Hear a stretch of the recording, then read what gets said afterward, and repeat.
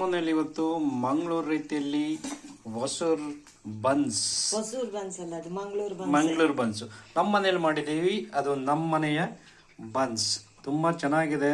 ನೀವು ಟ್ರೈ ಮಾಡಿ ನೋಡಿ ಹೆಂಗೆ ಬಂದಿದೆ. ವಾವ್!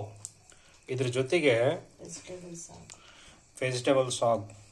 ಈ ಹೊಸೂರು ಮಳೆಗೂ ಇವತ್ತಿನ ಈ ಚಳಿಗೂ ಎರಡು ತಿಂದರೆ ಹೆಂಗಿರುತ್ತಂತಂದರೆ ಸೂಪರ್ ಆಗಿರುತ್ತೆ.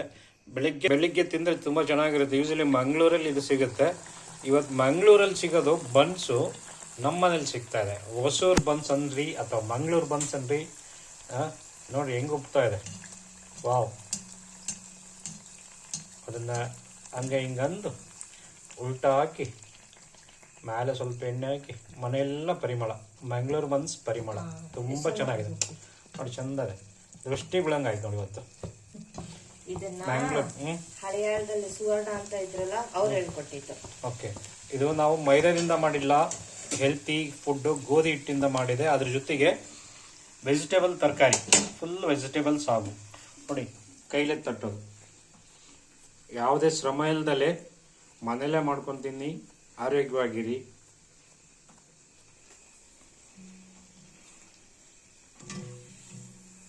ಮಂಗಳೂರು ಬನ್ಸ್.